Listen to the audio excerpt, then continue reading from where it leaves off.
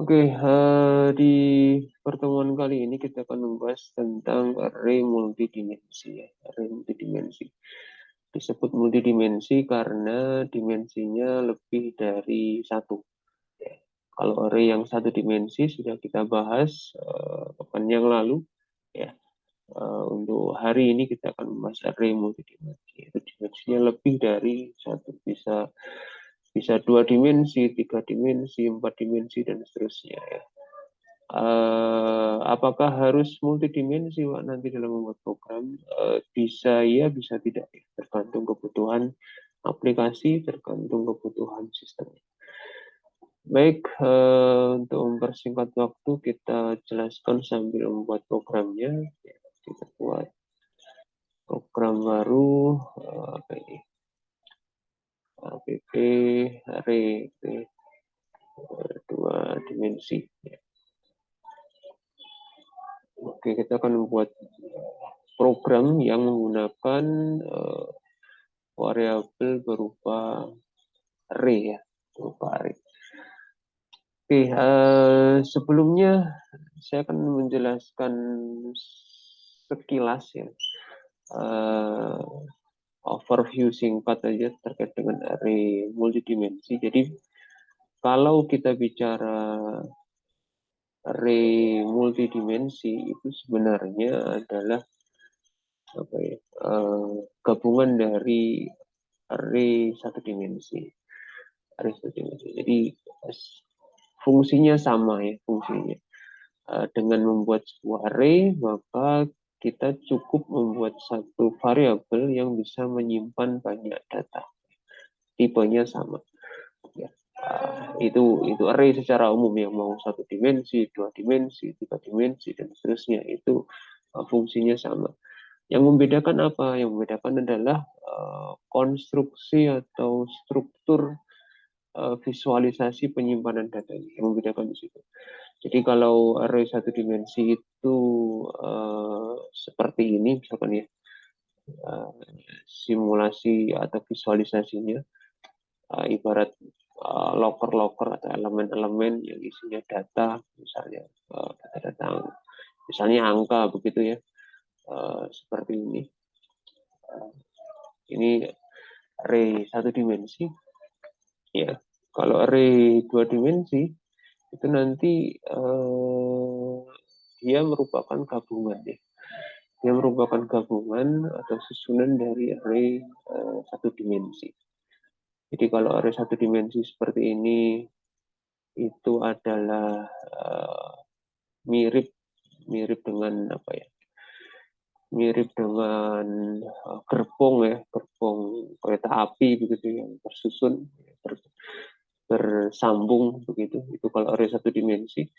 Kalau array dua dimensi itu bisa kita visualisasikan gabungan ya. Jadi ini kita kopas saja. Kita kopas ya, seperti ini. Ini array dua dimensi. Ya, angkanya tentunya bisa berubah ya, bisa berbeda dengan atasnya. Misalnya isinya seperti ini misalnya.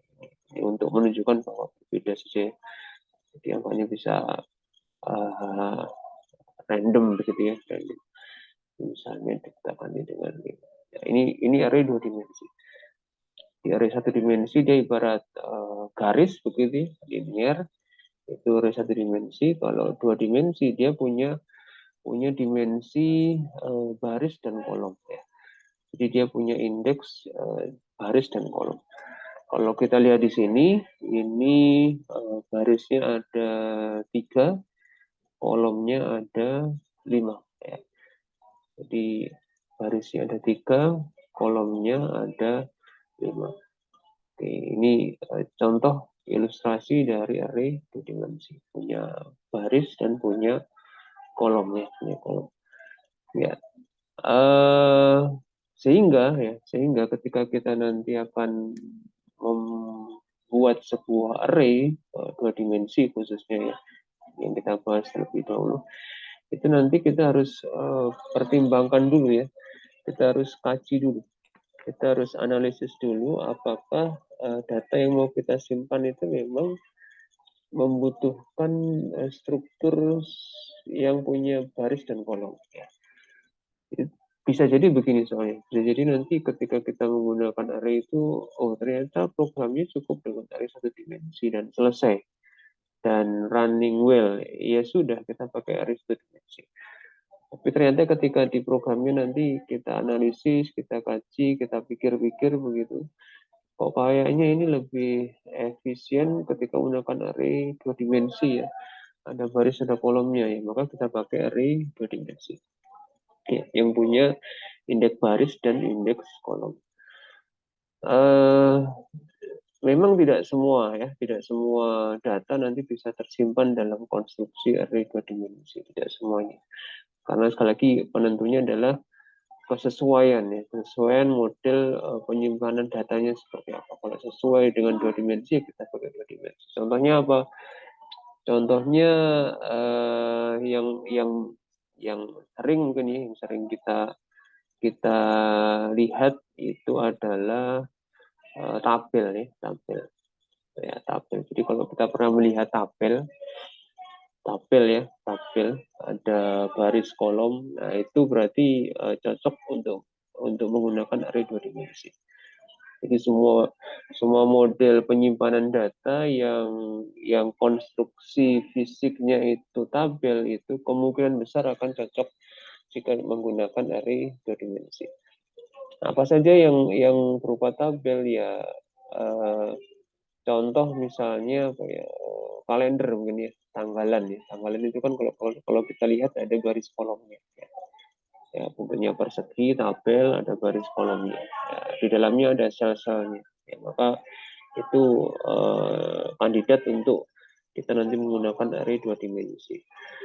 Kemudian contoh yang lain itu matriks ya, matriks yang dua dimensi, gitu ya, dua dimensi. Karena memang ada matriks yang satu dimensi ya. Tiga dimensi pun juga ada. Jadi matriks itu juga merupakan contoh implementasi dari array dua dimensi.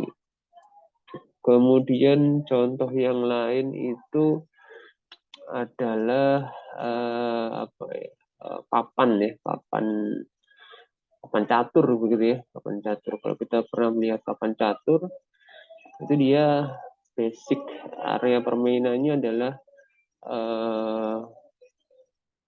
mirip dengan bentuk tabel begitu ya. Dia ada berupa persegi, kemudian ada garis kolomnya. Ya.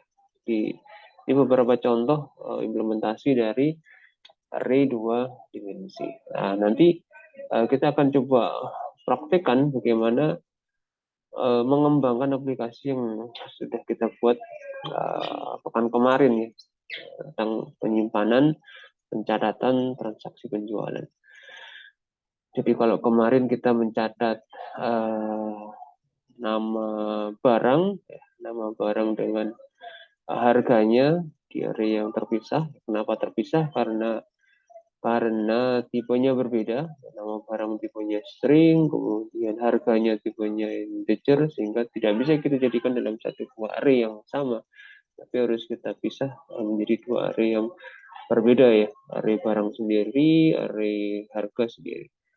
Maka dalam program kali ini nanti kita akan coba modifikasi ya, kita kembangkan program yang kemarin untuk bisa menyimpan data dalam format dua dimensi ke dalam array dua dimensi. Rencananya kita nanti akan membuat program yang bisa menyimpan data. Kalau kemarin kita menyimpannya seperti ini. Ada tas, tas, kemudian sepatu. Ya, kemarin kan seperti ini ya. Kemudian bisa juga nanti ada topi, ya. Kemudian ada sandal, kemudian beli tas juga, kemudian ada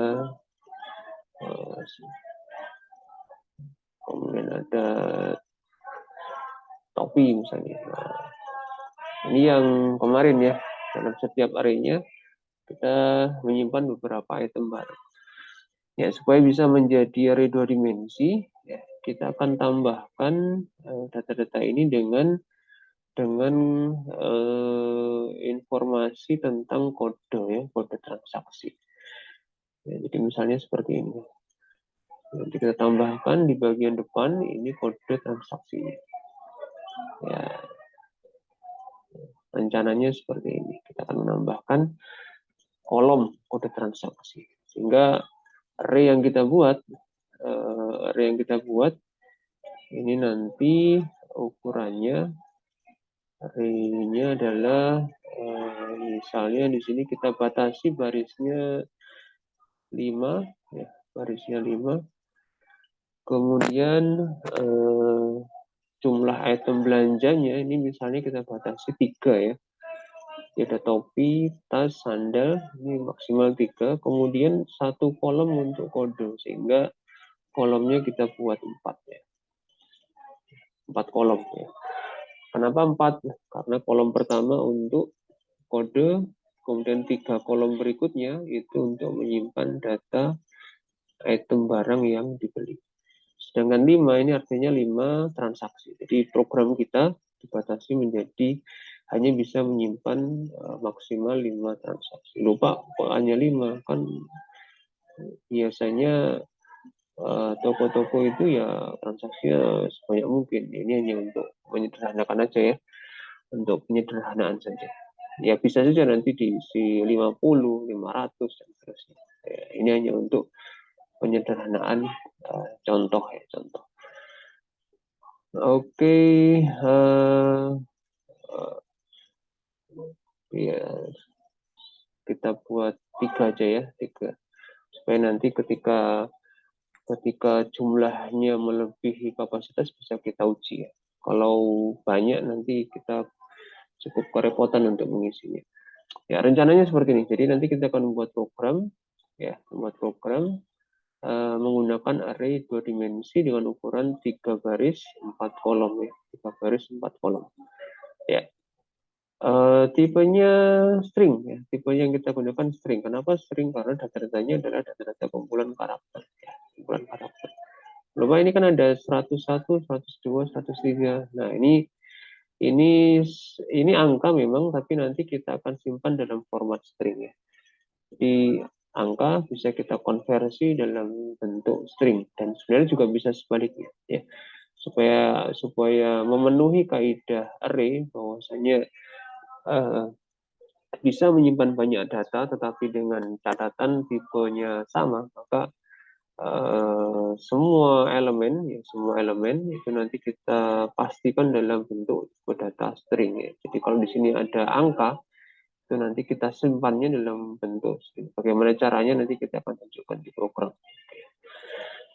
Baik, ini gambaran, ya, gambaran awal tentang array multidimensi, khususnya array 2 dimensi. Bahwasanya nanti yang perlu kita perhatikan adalah mengatur atau mengelola indeks baris dan kolomnya. Jadi kalau array 1 dimensi kita hanya memikirkan indeks 1 indeks saja, ya. Tapi nanti kalau kita bicara array 2 dimensi, ya kita harus memikirkan, memastikan, memantau, mengontrol 2 indeks, ya, indeks baris dan indeks kolom. Proses pengisiannya biasanya per baris, gitu, ya. Per baris kemudian diisi kolom-kolomnya. Jadi 101 diisi tas, diisi sepatu, selesai baru lanjut ke 102. Diisi topi, selesai baru lanjut ke 103. Diisi sandal, tas, topi, dan seterusnya. Jadi proses pengisiannya biasanya begitu. Nanti kita buatkan program menu untuk melakukan hal tersebut. Oke, itu gambarannya tentang array 2 dimensi. Sekarang kita akan coba membuat programnya, ya. Kita akan coba membuat programnya, ya, sederhana saja lah. Bisa mengisi, kemudian bisa menampilkan. Oke, kita lengkapi dengan pustaka, ya, untuk input, ya. Coba scanner, kita akan gunakan input scanner. Kemudian kita buatkan void main-nya, void main-nya. Kita buat yang pertama untuk input ya scanner. Kita buatkan inputnya dulu. Ya, setelah itu kita buat array-nya, kita buat array-nya. Jadi sudah kita rencanakan tipenya adalah string, nama variabelnya transaksi misalnya. Untuk array 2 dimensi, kurung sikunya kita tulis 2 ya. Kurung sikunya kita tulis 2 seperti ini. Jadi yang depan nanti untuk informasi baris, yang depan untuk yang belakang untuk kolom. Kita definisikan, jadi langsung kita definisikan. Tadi barisnya 3, karena nanti kita sederhanakan hanya bisa mencatat 3 transaksi. Kemudian kolomnya tadi adalah 4 ya. Jadi kolom pertama untuk kode, kolom 3 berikutnya untuk mencatat nama barang. Oke, itu kemudian kita buatkan variabel-variabel yang lain untuk yang nantinya dibutuhkan di program. Yang pertama kode, kode transaksi maksudnya. Nanti kita mulai dengan 101.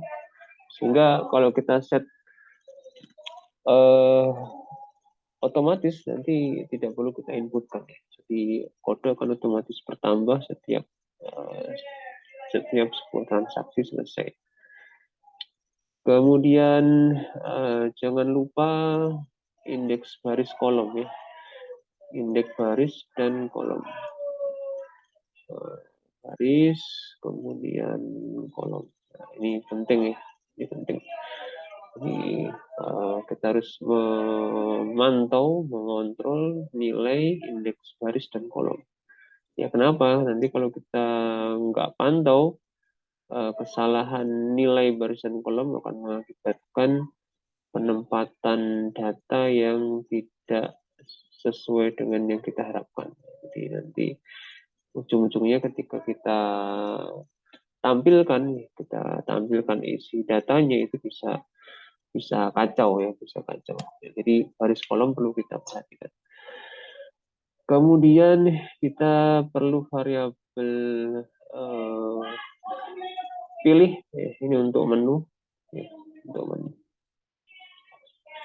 Oke ya, baik, ini beberapa variabel yang sudah kita siapkan. Kemudian oke, saya kira cukup. Kita sekarang masuk ke program ya, ke menu program. Kita gunakan while pilih tidak sama dengan 3 misalnya ya. Jadi kita hanya punya 2 opsi ya. Sebelumnya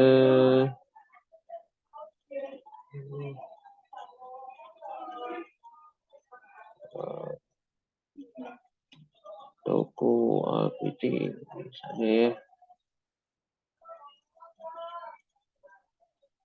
Oke, ini menunya toko APT.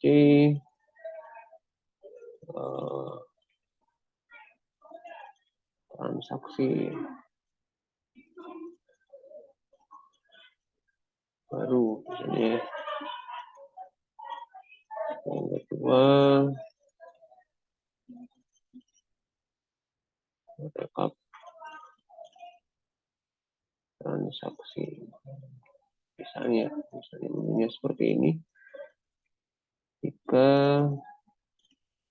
selesai, kemudian kita buat input pilihannya, kita gunakan print ya, bukan print line. Pilih teman-teman, kemudian kita panggil scannernya, pilih. Oke. Ya, kemudian kita switch ya. Kita switch, pilih. Ya, dapat kerangkanya dulu P1, P2, P3. Ya, ini kerangka, pilih menunya. P3, kita beri pesan. Terima kasih. Oke, P1 transaksi baru berarti nanti akan ada kode baru ya. Ketika user memilih transaksi baru, otomatis nanti akan digenerate ya, kode baru, kode baru. Sedangkan kalau rekap transaksi ini nanti fungsinya melihat total transaksi yang sudah terjadi di toko ABC. Nanti akan ditampilkan daftar ya, daftar transaksinya. Ya, lengkap dengan item-item barang di samping. Itu rencananya nanti kita model seperti itu. Yang pertama transaksi baru ya, transaksi baru. Ketika user nanti memilih transaksi baru, maka di dalamnya itu akan ada proses pemilihan atau pengisian data barang secara berulang-ulang. Ya, mirip dengan program array yang kita buat pekan kemarin ya. Jadi prosesnya seperti itu. Bedanya nanti informasi harganya kita skip ya, bisa ditambahkan sendiri. Hanya tinggal menambahkan array baru untuk menyimpan harga barang. Jadi untuk informasi harga di program ini sementara kita skip ya. Fokus kita ke data yang bertipe string ya, bertipe string, yaitu kode dan nama-nama item barang yang dibeli. Oke, kita masuk ke case 1. Jadi case 1 itu adalah transaksi baru. Syaratnya transaksi baru itu bisa dieksekusi, ya, bisa dieksekusi dengan catatan, ya, dengan catatan barisnya, ya, barisnya. Tadi kita sudah buat di awal. Barisnya itu adalah kurang dari 3, ya. Ya.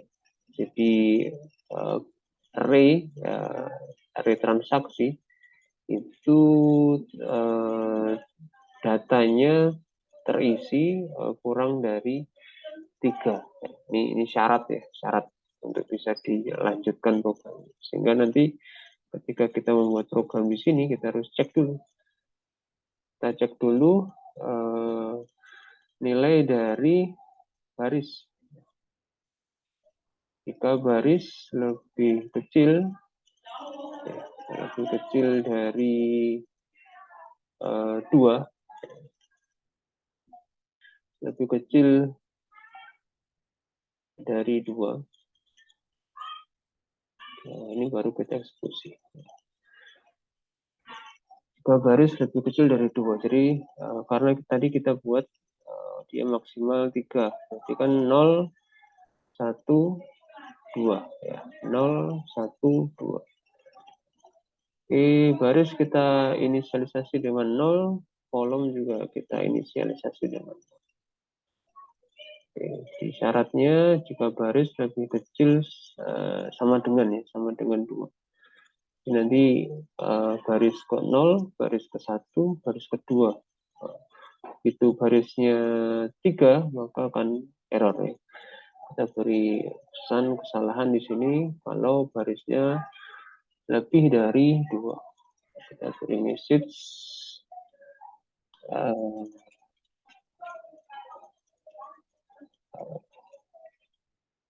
transaksi penuh.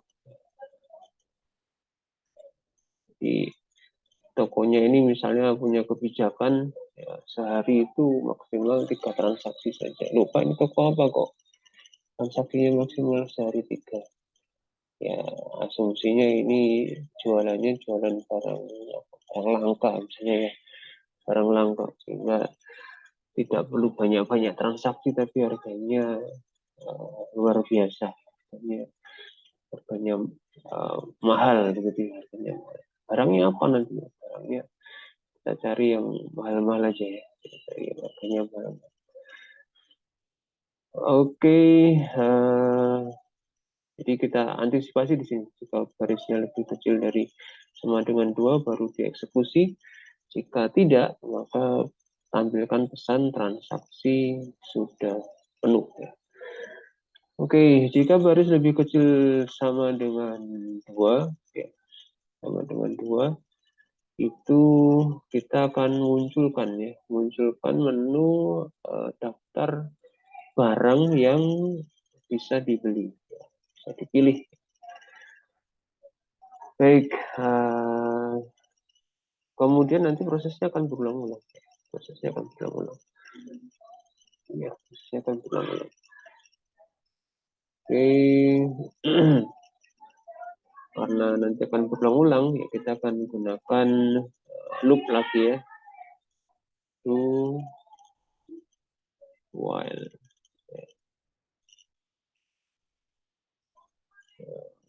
Buat variabel baru, pilih 2, misalnya item barangnya hanya 3 misalnya, pilih 2 tidak sama dengan 4. Pilih 2, variabelnya kita buat dulu di atas, pilih 2. Oke, ya, soal pilih 2 tidak sama dengan 4. Kita tampilkan message pilih barang.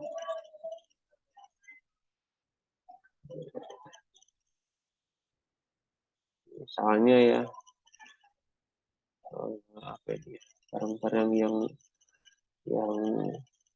mahal, misalkan ya, barang-barang yang mahal.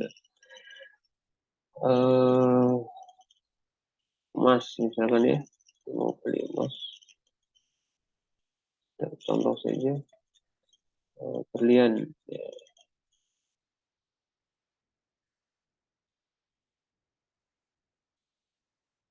seperti ini yang apa?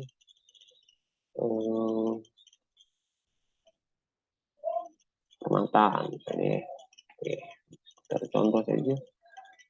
Kemudian 4 ini kembali ke menu utama mas. Ya, di input untuk pilih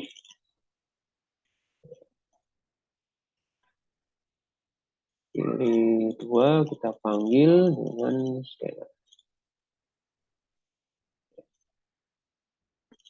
Oke. Ya.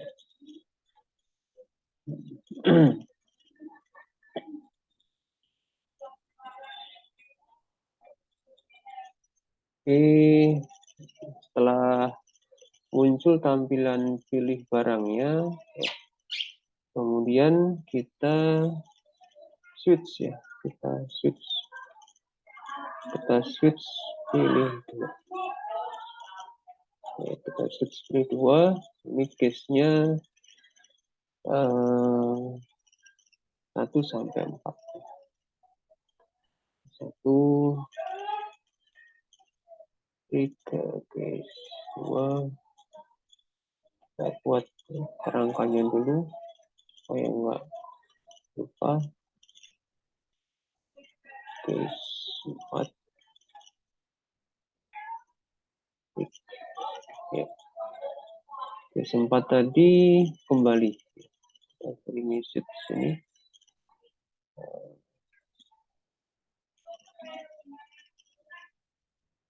Ke menu utama. Misalnya seperti ini.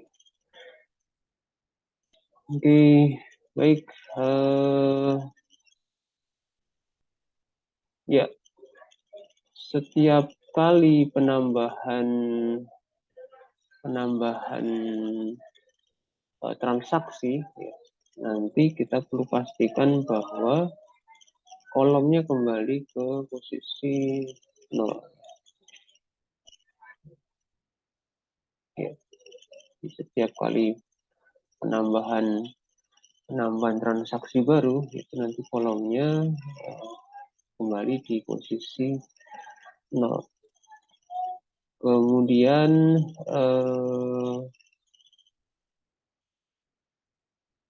disimpan ya, disimpan ke dalam array transaksi itu pada posisi baris ya, dan kolom. Yang pertama nanti adalah kode. Jadi kita akan simpan di baris 0 ya, karena nilai pertamanya baris adalah 0 ya.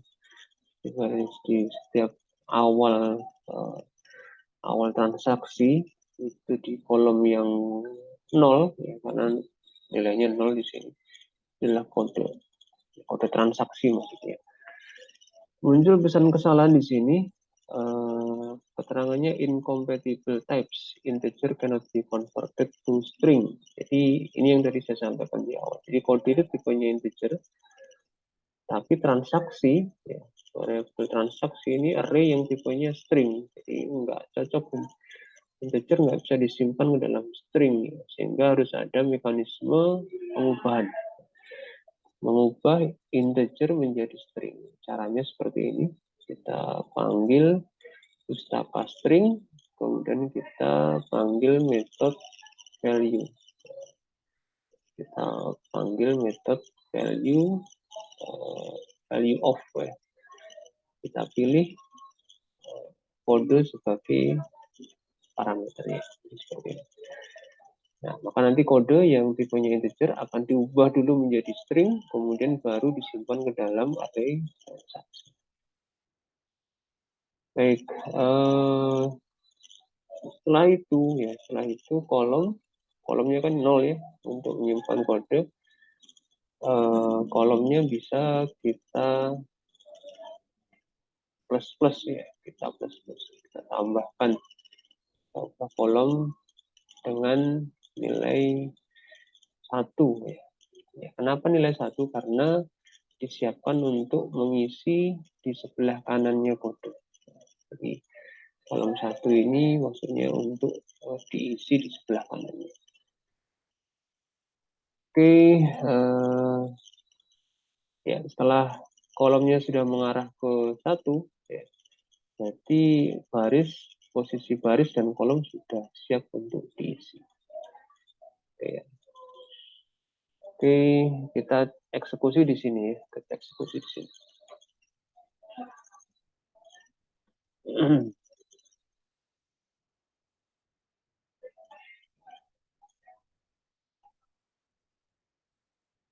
Kita cek di sini, misalkan case 1 berarti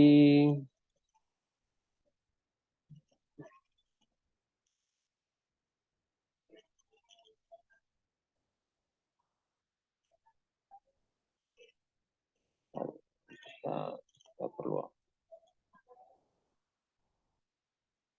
perlu antisipasi juga selain baris ya. Jadi selain baris yang dibatasi hanya 3, ini cek kapasitas dari transaksinya.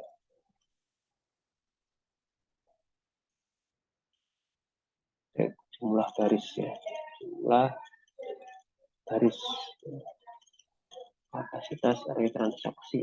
Ini syarat untuk membuat transaksi baru.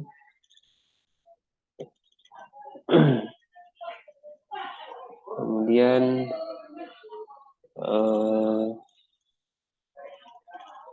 di sini juga kita bisa cek kapasitas kolom ya. If kolom lebih kecil sama dengan berapa tadi? 3 ya. Karena kapasitasnya 4 kan ya. 4 berarti nanti maksimalnya 3. 0, 1, 2, 3. Jadi 4 kolom, berarti indeksnya dari 0 sampai 3. Jika kolom lebih kecil sama dengan 3, ya berarti ini masih memenuhi syarat untuk diisi. Ya, ini kita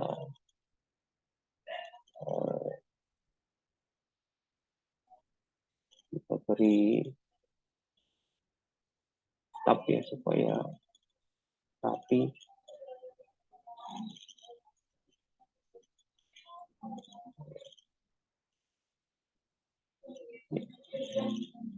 Jika kolomnya lebih kecil sama dengan 3, user bisa menambah jumlah barang ya. Tapi jika tidak berarti kolomnya sudah penuh. Ini kita beri message else. Kalau tadi ke transaksi penuh, kalau ini keranjang penuh. Ya, bedanya keranjangnya ya, jadi kapasitas keranjang per transaksinya sudah penuh. Kalau yang over nanti kolomnya. Jadi kalau yang over tadi barisnya itu transaksinya yang sudah penuh. Transaksi dalam toko maksudnya.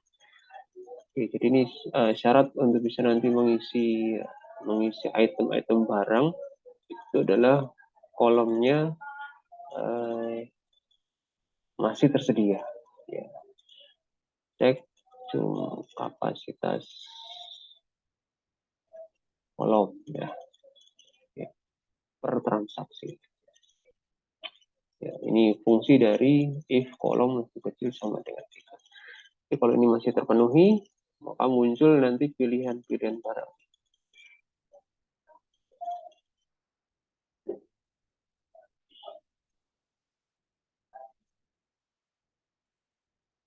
Oke.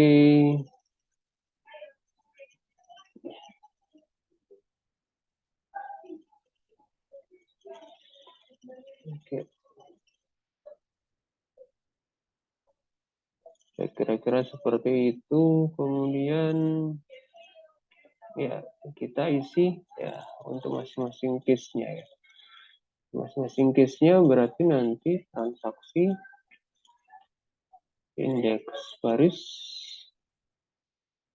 indeks kolom itu diisi dengan, kalau tadi yang pertama adalah mas ya. Seperti ini.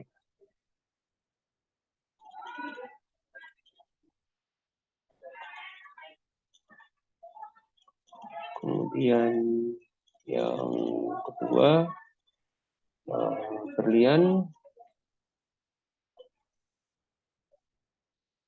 yang ketiga permata, misalnya seperti ini.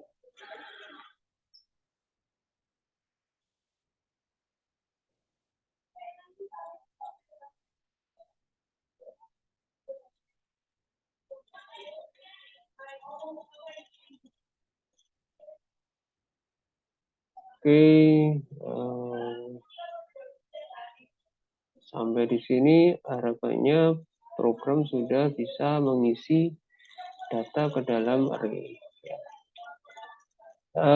Setiap kali berhasil menambah barang, maka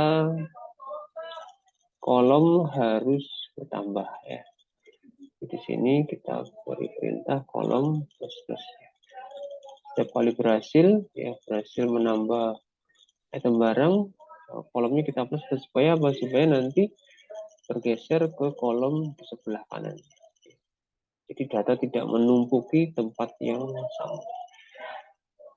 Kemudian yang baris ya, yang baris itu kita pastikan ya, setelah transaksi satu baris selesai itu jumlahnya juga bertambah. Jadi barisnya nanti bisa turun ke bawah. Baris ke-0, baris ke-1, baris ke-2, dan seterusnya. Setelah transaksinya berhasil, di if-nya ini berarti kita pastikan di sini barisnya plus plus. Jadi setiap satu transaksi berhasil, maka indeks barisnya bertambah 1. Supaya apa? Supaya nanti menempati tempat baru untuk mengisi data transaksi yang baru. Ya, oke. Baik, kira-kira skenario-nya begitu untuk program kita. Kita coba tes run dulu ya. Kita coba tes run dulu apakah bisa berjalan sesuai dengan yang kita harapkan. Kita fokus ke menu 1 dulu ya. Menu 2-nya kita skip dulu. Beli barang emas misalnya berhasil ya beli barang. Kemudian kita pilih berlian, kita pilih permata, keranjang penuh setelah pengisian item ketiga. Kemudian loop tidak berakhir ya. Wah, ini problem nih, ini ada bug nih. Karena kesalahan logik ya. Jadi program tidak bisa berhenti masuk ke dalam loop. Kita stop ya, di posisi menampilkan keranjang penuh. Keranjang penuh. Oke, ya jadi program terjebak di keranjang penuh. Ya, kenapa? Karena pilih duanya belum sempat tereksekusi ya.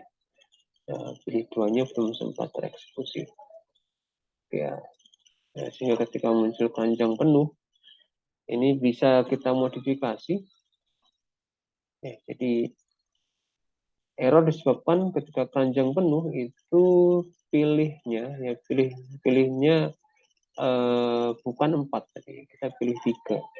Sehingga dicek di sini, pilih 3 masih benar ya, karena bukan 4 ya. Tapi problemnya ketika pilih 3 nilainya, ya, kolomnya sama dengan 3, di sini cek ya.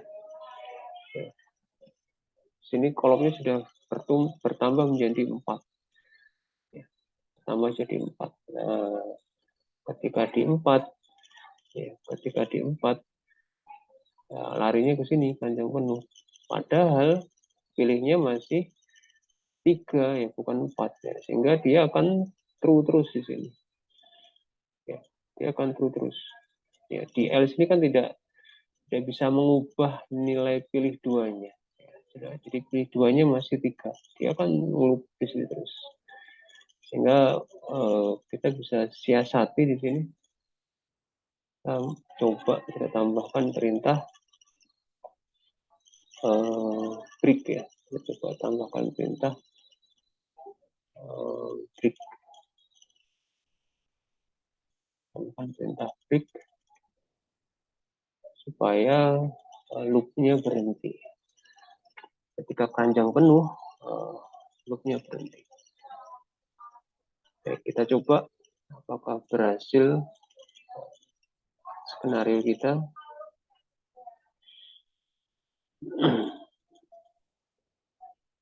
Transaksi baru, kita pilih emas, kita pilih berlian, kita pilih permata. Ya, berhasil ya. Setelah memilih 3, permata masuk, muncul teks keranjang penuh, ya karena sudah penuh memang.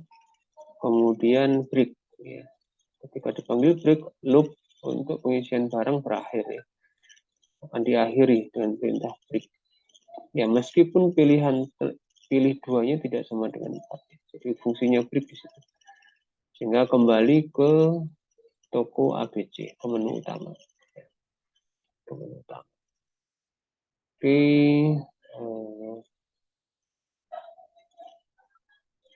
Kemudian kita bisa buat transaksi baru lagi.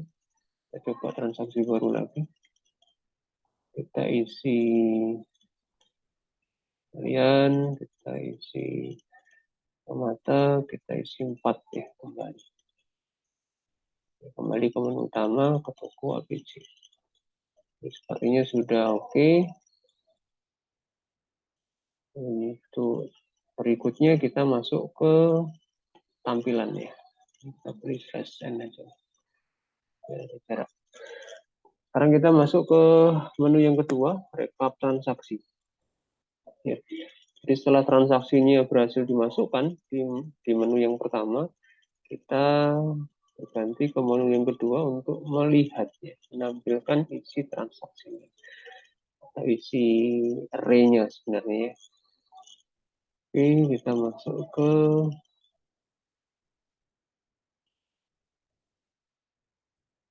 sebelumnya kita coba uji nih ya garisnya. Garisnya mestinya nanti hanya boleh 3 transaksi. Itu kita uji. Coba uji dulu ya. Garisnya maksimal 3 transaksi baru. Transaksi baru kita isi emas. Kita kembali. Oke, transaksi baru lagi. Kita pilih berlian. Kita pilih kembali. Transaksi baru lagi. Kita pilih permata. Kita pilih kembali.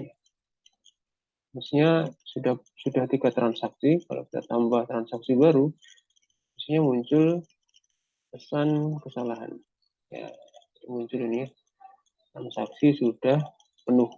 Ya, jadi maksimal tadi sesuai rencana 3 transaksi saja. Oke, kita selesai. Baik, kita ke case 2 ya, menampilkan rekap. Oke, kita buat tampilan show rekap transaksi.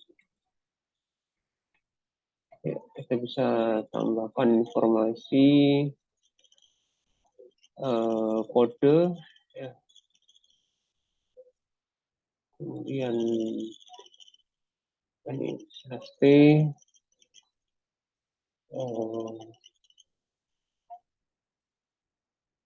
nama barang ya, nama barang. Kemudian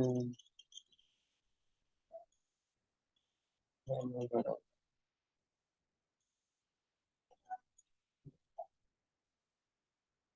Baik, kemudian ini sebagai judul tabel atasnya ya. Untuk menampilkan isi array 2 dimensi. Kalau 1 dimensi kemarin kita gunakan loop tunggal. Untuk array 2 dimensi kita gunakan loop bersarang ya, loop double ya, loop bersarang. Jadi nanti ada 2 loop yang saling bersarang. Kita pakai perintah for yang paling ringkas. Kita mulai variabel i dari 0 sampai dengan barisnya, baris di variabel baris ini penentunya ada berapa baris data yang kita miliki. Kemudian variabel loop c ya, loop c itu kita mulai dari 0 sampai dengan 4 ya. Menyesuaikan jumlah kolom yang tadi kita buat di awal. 0, 1, 2, 3. Jadi karena kita punya 4 kolom, maka loop C-nya kita batasi sampai dengan 4. Oke, kemudian kita tampilkan satu persatu ya. Tampilkan satu persatu menggunakan perintah print ya. Yaitu kita panggil array transaksi, indeks baris yaitu i ya. Kemudian indeks kolom yaitu j ya. Yaitu j. Oke. Indeks baris dan indeks kolom ya. Kemudian kita tambahkan apa ini? Slash t ya. Supaya ada jarak baru dengan item-item berikutnya, item-item berikutnya. Oke, kemudian for J-nya ini untuk satu baris ya, satu baris data. Jadi satu transaksi itu nanti dieksekusi oleh for J. Jadi item-item barangnya nanti muncul oleh for J. Kemudian supaya transaksi baru ada di bawahnya, kita tambahkan di sini print line.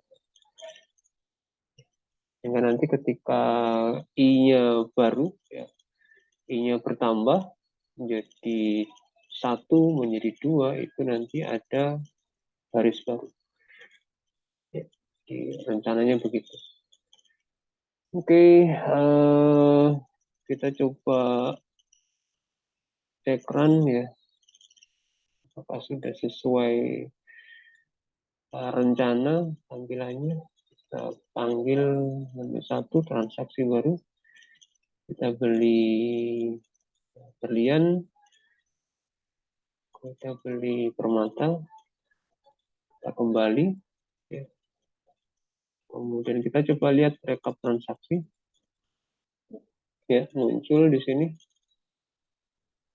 rekap transaksi, kodenya 101 ya. Kemudian nama barangnya berlian dan permata.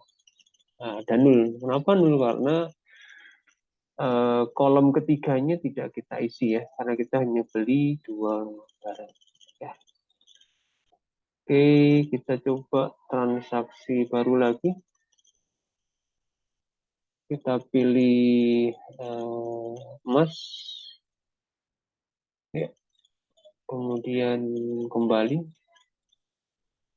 Ya, jadi hanya 1 item barang yang dibeli. Di transaksi yang kedua kita coba lihat rekapnya.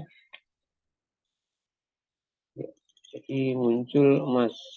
Ya, emasnya muncul, data barang kedua dan ketiganya nol ya, karena tidak kita isi. Nah, kodenya 101. Kenapa tidak berubah? Ini sepertinya kita lupa menambahkan perintah kode plus plus ya. Jadi kodenya masih sama. Jadi kita perbaiki ya. Oke, kita coba transaksi baru lagi. Kita beli berlian, kita beli emas, kita beli permata. Ini otomatis keranjang penuh. Ini kita lihat rekap transaksinya. Ya, transaksi yang ketiga, item barangnya full ya, berlian, emas, permata, nggak ada yang nol. Ya, sayangnya kodenya masih belum kita update ya, masih status saja. Oke, kalau kita tambah lagi transaksinya, ini mestinya sudah penuh ya, sudah 3 transaksi, mestinya muncul pesan kesalahan kalau ditambahkan transaksi baru. Oke, muncul pesan kesalahan, transaksi sudah penuh. Ya, opsinya kita hanya bisa mengakhiri, transaksi. Baik, kita kembali ke source code. Kita ada bug untuk kode ya, kode transaksi yang belum berubah. Jadi setiap transaksi baru kodenya harus bertambah. Ya, jadi ini syarat ya, syarat transaksi baru di menu case 1 ini. Ya, setelah dicek barisnya memenuhi syarat, ya, maka di bagian ini, itu di bagian akhirnya, selain baris plus plus, ini juga ada perintah untuk kode plus plus. Tadi lupa ya. Jadi kodenya juga harus kita increment ya, kita tambahkan. Oke, ini tambahan dari program kita. Kita coba tes running lagi.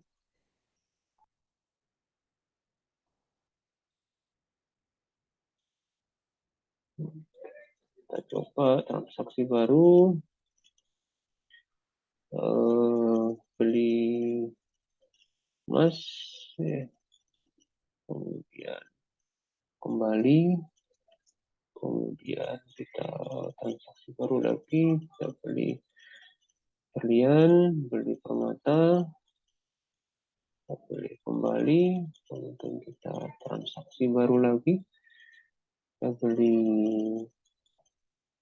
permata, kita beli emas, kita beli berlian. Oke, panjang penuh, sudah 3 transaksi. Kita lihat rekapnya. Ya, kita lihat tampilannya. Ya, jadi kodenya sudah berubah. Kode 11, 102, 103. Ya. Ya. Oke. Ini masih ada data nol ya. Data nol ini bisa kita tidak tampilkan ya, tidak tampilkan. Supaya lebih bagus ya tampilannya, maka nol ini kita bisa sembunyikan. Tapi kita tambahkan, kita modif, kita stop dulu programnya. Kita modif di sini bagian menampilkan ya. Jadi kita cek ya. Jadi syarat untuk bisa ditampilkan di sistem outprint ini adalah datanya tidak boleh nul. Ya. Maka kita beri syarat if ya, trx i indeks c tidak sama dengan nul. Nah, ini yang kita lakukan. Jadi kalau tidak sama dengan nul baru ditampilkan di syaratnya. Jadi kalau dan isi sel atau isi elemen array trx indeks ij tidak sama dengan nil, alias ada isinya, ya, ada isi datanya, ini baru ditampilkan. Kalau nul bagaimana Pak? Ya, kalau nul di skip, dia nggak perlu ditampilkan. Ini cara kita untuk mensiasati ketika ada isi dari array string ya. Ini untuk string ya, bukan untuk array angka. Kalau array angka nanti beda lagi caranya. Ini untuk array string itu kita siasati dengan pengecekan nul. Baik, kita coba run ulang.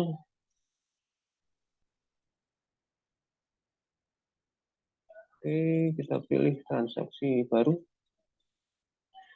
Kita pilih emas kembali. Kita pilih transaksi baru. Kita pilih berlian. Kita pilih permata. Kembali. Transaksi baru lagi. Kita pilih emas. Kita pilih berlian. Kita pilih permata. Panjang penuh. Kita lihat rekapnya. Scroll. Jadi terlihat di sini bahwasanya untuk sel atau elemen yang nul itu tidak ditampilkan. Jadi transaksi pertama tadi hanya emas, ya maka nulnya nggak muncul. Transaksi yang kedua berlian dan permata, maka item yang ketiganya yang nul tidak muncul. Ya, jadi ini trik untuk mencegah munculnya teks nul dari array yang bertipe string yang kebetulan elemennya belum ada isinya. Ya. Baik, ini contoh program implementasi penggunaan array 2 dimensi ya, Jadi dengan array 2 dimensi itu kapasitas data yang kita simpan bisa lebih banyak lagi, Ya, tentunya hal ini disesuaikan dengan kebutuhan sistem ya, kebutuhan aplikasi. Ya, termasuk ukuran ya, termasuk ukuran atau kapasitas array-nya ya, elemennya tadi. Ya, itu juga ditentukan atau dipengaruhi oleh kebutuhan sistem. Contoh kita di sini 3 baris dan 4 kolom hanya penyederhanaan. Ya. Kalau kita buat angkanya besar-besar nanti ketika uji coba programnya merepotkan misalnya. Misalnya kita buat tadi barisnya 10, wah kita harus entry 10 kali baru tahu bisa overload enggak ya. Akan merepotkan. Atau kolomnya misalnya kita buat 10 misalnya ya sama. Kita baru tahu overloadnya setelah mengisikan 10 item barang. Ini kan butuh waktu yang lebih lama lagi. Sehingga kenapa 3 dan 4 ini hanya semata-mata untuk menyederhanakan. Perkara nanti aplikasinya bisa lebih besar lagi, is no problem ya, nggak ada masalah. Tinggal disesuaikan di beberapa baris source code-nya. Baik, jadi ini contoh ya implementasi penggunaan array 2 dimensi untuk menyimpan data transaksi penjualan ya, penjualan barang ya. Nah, jadi karena kita hanya menyimpan data teksnya, maka kita gunakan tipe string ya. Kita gunakan tipe string. Pak, apakah bisa menyimpan data angkanya? Ya bisa saja ya. Kalau ingin array kita mempunyai kemampuan menyimpan angka ya, skenario-nya bisa seperti tadi. Kita tambahkan kolom baru, kemudian data-data yang tipenya angka, itu sebelum kita simpan ke dalam array, kita gunakan metode value of, seperti ini tadi. Kalau mau menyimpan data angka ke dalam array yang tipenya string. Boleh. Atau mungkin juga bisa dibuat array bantuan ya, array tambahan. Di selain string transaksi, kita mungkin bisa menambahkan seperti yang program kemarin ya, kayak X atau harga misalnya. Ya, ini array bantuan satu dimensi untuk menyimpan data angka, misalnya ya, data harga. Jumlah apa? Sejumlah kolomnya berarti ya, jumlah kolom. Ini kita buat 4. Misal ingin menambah kemampuan program dengan menyimpan data harga barang. Ya, boleh kita tambahkan seperti ini, atau kita tambahkan kolomnya dengan catatan nanti harus mengubah tipe angka menjadi string terlebih dahulu. Ya. Oke, saya kira ini contoh program ya, tambahan dari modul maupun dari rekaman video kuliah sebelumnya. Silakan nanti bisa dipraktikkan ya, dicoba sendiri di rumah, kemudian bisa dikembangkan ya, bisa dimodifikasi, dibuat lebih kompleks dan seterusnya. Oke, saya kira itu prinsipnya hati-hati dengan indeks ya. Jadi sama dengan array satu dimensi, prinsipnya kita harus hati-hati dengan indeks. Di array 2 dimensi harus lebih hati-hati lagi. Kenapa? Karena indeksnya ada 2, indeks baris dan indeks kolom.